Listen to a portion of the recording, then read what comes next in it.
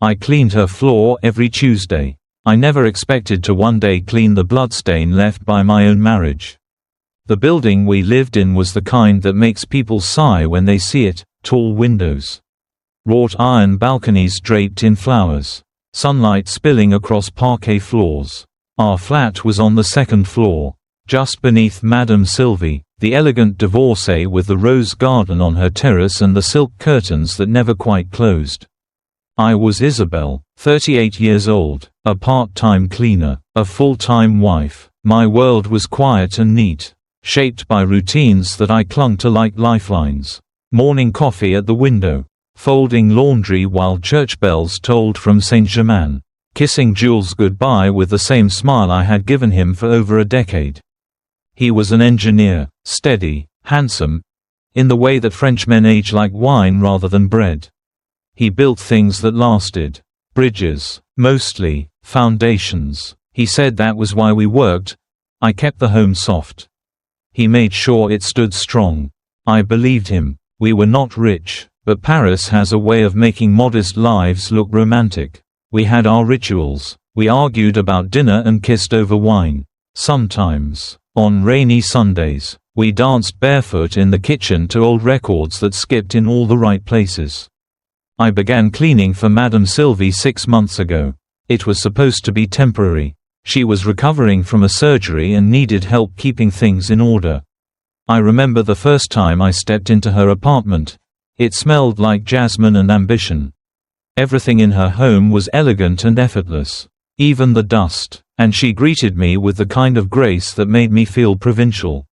She was beautiful, in a curated way. Silver hair coiled high, eyes lined with something expensive, lips always glossed. She never asked many questions. She left notes with to-do lists, sometimes chocolate by the sink. I admired her, and in a way, I envied her. She had a life untethered by compromise. No children, no grocery lists, just art, antiques, and the occasional younger man who left before sunrise. At first, Jules was indifferent, then he became helpful. Let me carry the toolbox, he said. Her shower pressure is acting up. I'll take a look. I didn't question it. He was good with his hands. He liked feeling useful. And Sylvie, well, she was our neighbor. She baked tarts at Christmas and invited us for wine on Bastille Day. But then I noticed the way he said her name. Sylvie, not Madame, not even our neighbor, just Sylvie. The name curled in his mouth like something intimate. Still, I doubted myself. Who was I to be jealous of a woman who paid me by the hour? One afternoon, I came home early. Jules was fixing the curtain rod in the bedroom. He looked startled, like a boy caught stealing biscuits. He laughed, made a joke, kissed me on the cheek. But there was a scent on the air, not mine. Not soap, something floral, sharp, lingering. Later, I found a silk scarf on the kitchen chair. Pale pink, not mine. Jules said it was Sylvie's. She had dropped it. She was forgetful, he said. Elegant women often are. I smiled, nodded. The next Tuesday, I was back in Sylvie's apartment. On my knees with a bucket and sponge. I wiped beneath her velvet couch and saw a familiar thread of blue lint. From Jules's sweater. I paused. My hands tightened. My breath did not. That night, I mentioned it over dinner. Casually. You know, Sylvie asked me if you could help her with the boiler next week. Jules blinked. Fork paused midair. Oh, strange, I said, because she didn't actually say anything. I was just curious how often you visit. His smile faltered. Not often, just when she needs help. You know, we live just below. Yes, we lived just below. I began to look harder. Listen more closely. Jules started locking his phone. He was quieter in the evenings. Once, I heard him speaking in the hallway, his voice low, words soft and slow, like someone whispering a poem. When I entered, he was smiling at the wall. He said he was talking to a client. I nodded. It was always easier to believe what you hope is true. But that Tuesday, as I dusted the edges of Sylvie's fireplace, I found something that ended the doubt.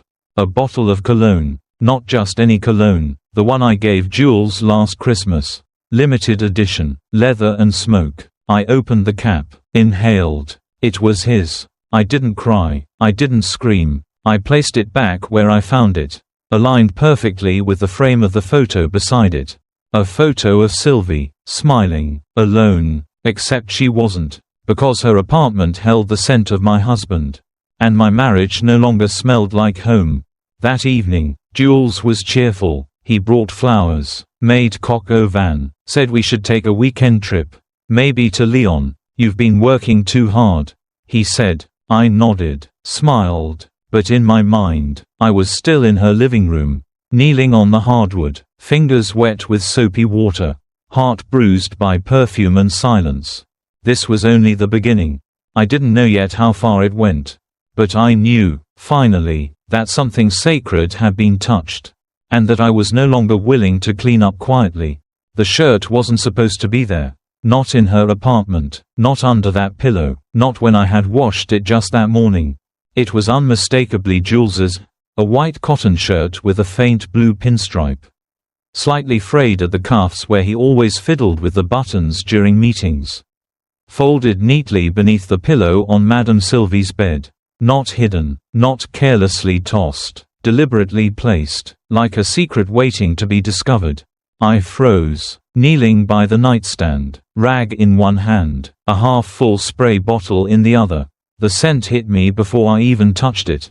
A sharp, heady cologne, oud and bergamot, the same one Jules had given me last Christmas, saying, "It's unisex, we can share it." I had never worn it. The bottle had remained nearly full on our dresser. Except now, here it was, bleeding into her sheets. I didn't speak, didn't cry. I left the bedroom, finished wiping down the bathroom sink in a daze, and let myself out with a polite note left on the kitchen counter, "Done for today. See you next Tuesday, Isabelle." The walk home felt longer. Paris was as beautiful as ever. But I was no longer looking up.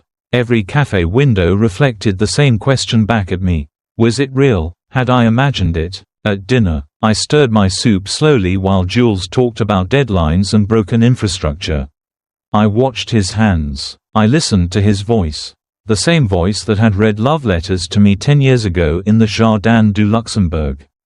Did Sylvie need anything else fixed? I asked, eyes fixed on my spoon. He blinked. What? Her place. You were there Monday. No, she said. The boiler was still acting up. There was a pause, a fraction too long. Oh, right, no, it seemed fine to me. Just a loose valve. He smiled, but it was wrong, slightly too curved, like a mask worn backward.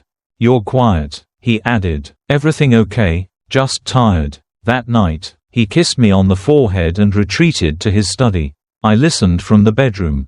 The sound of his footsteps. The faint squeak of the desk chair. The low murmur of a voice I couldn't fully hear. Then, a laugh. His. Soft, intimate, rare. He never laughed like that with me anymore. I slipped out of bed and padded to the hallway. The door to his study was closed. But sound leaks through Parisian wood. I placed my ear against it. No, I told you, she has no idea. She thinks it's all maintenance work. Pause. A chuckle. Yes, tomorrow. Her schedule's the same. Morning shift. Done by noon. We'll have time. I stepped back. My pulse was slow, heavy, like the tolling of the church bells down the street. The next morning, I rearranged my shift, told Madame Sylvie I'd be in earlier than usual. No explanation given. She replied with a simple, "Fine, just don't disturb the bedroom. I need rest." Of course she did. I arrived at 8 a.m. sharp. The apartment was silent, sunlight filtering in through sheer curtains. I walked slowly, deliberately. Every inch of the space felt unfamiliar now, like a stage one had swept clean too many times without noticing the script. In the living room, a glass with lipstick still clinging to the rim. On the table, a lighter engraved with Jules's initials. I didn't touch anything. Instead, I stood in the center of the room and listened. The silence wasn't empty, it was waiting. When I returned home, Jules was in the shower. His phone, left charging on the kitchen counter, vibrated once. A message preview popped up. Tomorrow, 11 a.m. Same plan. J. No name. No need. I didn't open it. I didn't need to. I knew. The shirt. The scent. The voice behind the door.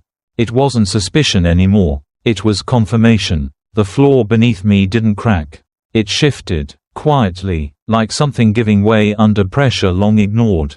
And I stood there. In the kitchen I had cleaned 100 times, wondering how many more lies had been folded into the corners of our home like laundry I never questioned. I wasn't ready to confront him. Not yet. But I was no longer blind. I had seen the edge. And I was walking closer every day. I had cleaned every inch of that apartment. Polished the brass doorknobs, scrubbed the baseboards, dusted the crown molding, but what needed scrubbing most was never visible. Not until I gave the silence a voice. The recorder was no bigger than a lipstick tube. Black, discreet, bought in cash from a second-hand electronics store on Rue de Montreuil. I hid it behind the potted hydrangea near Sylvie's console table, the perfect vantage point. Angle just enough to catch voices in the living room. I pressed record. Then I cleaned. I scrubbed with precision that morning. Every stroke of the sponge, every flick of the duster, bought me time. I moved slowly, deliberately. I knew Jules was scheduled to arrive around 11. By 10:45, I was gone, left a note as always. Slipped out silently, heart pounding. That night, with Jules fast asleep beside me, I transferred the audio to my phone using borrowed earbuds and trembling hands. The first 10 minutes were silence. Then, the sound of the door unlocking. Footsteps. Jules. Sylvie. A laugh. Hers. "You're early," she said. "You miss me?" Jules replied. I paused the playback. My hands clenched, then resumed. They spoke of mundane things at first: wine, her garden, a neighbor who complained about pigeons. Then came the turn. "She still doesn't know?" Sylvie asked. "She suspects something, but not the full extent. She trusts you too much." A pause. "That's what makes it easier," Jules said. "She's predictable." Sylvie laughed again. A sound I had once thought graceful now felt like splinters in my ear. "We need to be more careful," she said. "The shirt was sloppy. I told you to keep it under the sheets." Another pause. Glass clinking. "What about the money?" she asked. "Still in her name. That's the point. As long as it stays that way, there's no risk to us." My throat went dry. "Us. So you keep up appearances. And when it breaks, you get to walk away clean." "Exactly. No assets to split. Just a clean exit." I stopped the recording. My hands were shaking, my breath shallow. It wasn't just betrayal. It was strategy. A calculated dismantling of the life we had built. Not out of passion, but out of convenience. The next morning, Sylvie texted Jules. The phone buzzed on the nightstand. "Meeting with my lawyer confirmed for Friday. Can't wait to be free."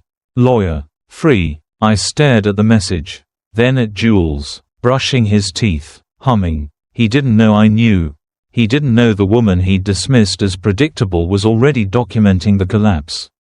I copied the audio to a second phone, backed it up to a cloud, hid the recorder inside my sewing box.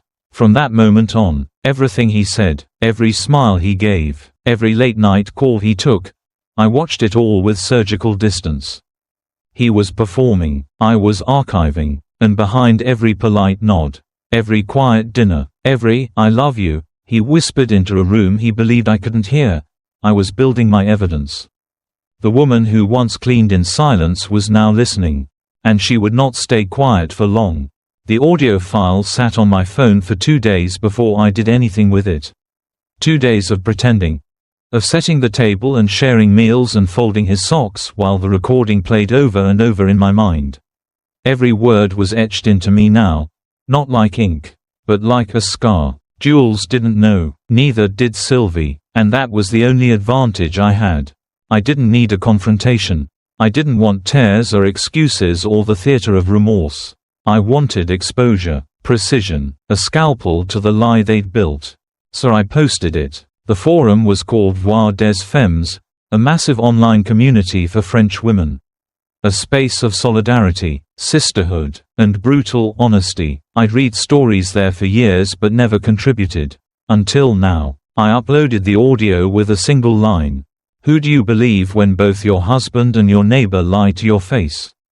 The post exploded. Within an hour, comments flooded in. By midday, the thread was trending. Women quoted lines from the recording, dissected the manipulation, and tagged friends.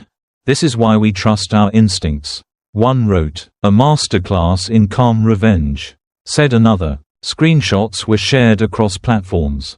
TikTok, Twitter, even Telegram groups. Someone added subtitles to the recording. Someone else matched Sylvie's voice to a podcast she'd once guest starred on. They knew who she was.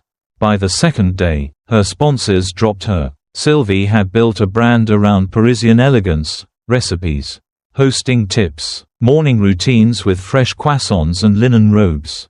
But now, every video she'd made was weaponized against her.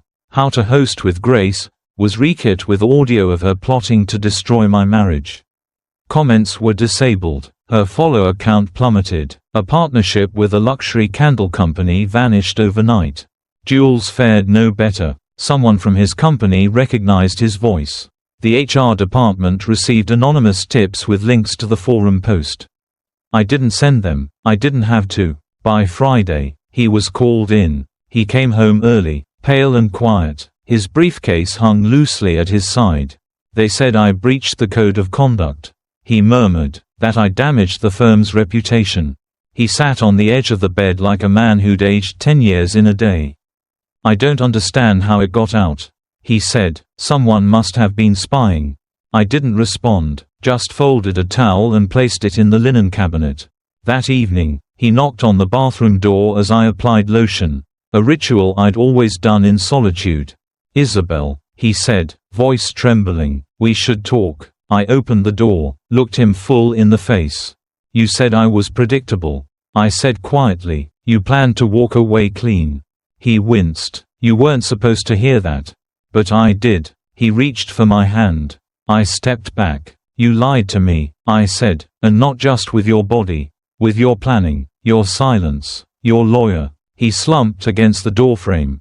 I made a mistake. No, a mistake is forgetting an anniversary. What you did was architecture, a structure of betrayal. He exhaled sharply. I lost everything. Isabelle. I shook my head. No, Jules. You stripped yourself of everything the moment you decided I was too easy to fool. I walked past him, down the hall, to the front door. He followed. Where are you going? I turned. To buy lilies, I said, for myself, because no one else thought I deserved them. He stood in the doorway, helpless. As I stepped outside, the air smelled like warm stone and spring rain. A neighbor walking her dog looked at me with wide eyes. She had seen the post. She gave me a slow nod. Empathy, respect, something unspoken. The next morning, I walked past Sylvie's apartment. The shutters were drawn. A note on the door read, "Do not disturb." I didn't plan to, but the world already had. In the weeks that followed, my inbox filled with messages. Women thanking me, sharing their own stories, some painful, some empowering. I became a quiet symbol, not of revenge, but of refusing to remain unseen, unheard. Jules moved out. No drama, no apology that mattered, just a suitcase and an echo. I kept the apartment, repainted the kitchen, bought a new robe. Sometimes, when the light hits the brass doorknob just right, I see my reflection, not the same woman who once knelt to scrub floors and silence herself, but someone sharper, calmer, someone who understands that sometimes the cleanest thing you can do is let the dirt show. And I never deleted the post. The apartment was smaller, but it sat higher, on the 6th floor of a quiet building in Montmartre, where the air felt lighter and the sky seemed closer. Isabelle stood by the window every morning with a cup of black coffee, watching the rooftops turn golden under the Parisian sun. It wasn't the same view. No church bells, no creaking from the old chandelier upstairs. Just silence, soft and deliberate. She had found the listing through a friend of a friend. Someone who had read her story online and reached out with quiet support. "You deserve peace," the message had said. That word, peace, had sounded so foreign back then, like something delicate other people were allowed to have. The old apartment was behind her now. The place where she folded linens and folded her truths. Where she watched a marriage unravel one whisper at a time. Where she had once thought love was something you protected by sacrificing pieces of yourself. She didn't sacrifice anymore. Her mornings began earlier. She liked hearing the city wake before it made noise. The scent of bakeries, the distant hum of scooters. Her flowers on the balcony opened slowly. Like she did. Isabelle received an invitation from Radio Lumiere, a women-led broadcast that had followed her forum post. They wanted her to speak about emotional labor, economic dependence, and what it meant to reclaim a voice after betrayal. She hesitated, then said yes. The interview took place in a modest studio with walls the color of ripe peaches. The host, Claire, was warm but firm, guiding the conversation with empathy and clarity. "You've become a bit of a symbol," Claire said, "but what does healing actually feel like?" "For you," Isabelle took a breath, "healing doesn't feel like winning. It feels like resisting the urge to vanish. I didn't win, I just refused to let them keep winning." The clip went viral, again, but this time, the headlines were different. "Dignity over drama, a cleaner's quiet revolution, French wife reclaims her name." She received job offers, invitations to panels. A publishing house reached out about a memoir. She declined most. What she needed wasn't fame. It was steadiness. Jules never reached out again. Not even on her birthday. Not even through mutual friends. She heard he moved to Lyon. Tried starting over with a different name. But his shadow no longer reached her. Sylvie's brand collapsed entirely. The apartment above Isabelle's old flat was eventually rented to a retired teacher and his cat. The scent of lavender replaced the perfume that once haunted her staircase. There were nights when Isabelle still woke up with a start. Not nightmares, just echoes.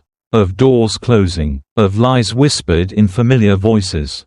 But they passed, like summer storms. She grew used to her solitude. Not lonely, just intact. On one such morning, she bought herself a new pair of red heels. Not to be seen, not to impress, but to feel taller inside her own life. She walked home from the boutique with her chin high and a tiny smile. As she unlocked her door, the neighbor across the hall, a woman in her 60s with short silver hair, nodded and said, "Strong shoes for a stronger woman." Isabelle smiled, therefore walking forward. That evening, she watered her flowers. They had begun to cascade over the balcony. Lush and unapologetic, she stood by the window as the city shifted to twilight. Paris glowed. Below, voices drifted in snippets of joy. Music, dinner plans. Isabelle watched it all, from above, from after, and for the first time, she felt no need to look back. The flowers were hers, and no one would touch them again.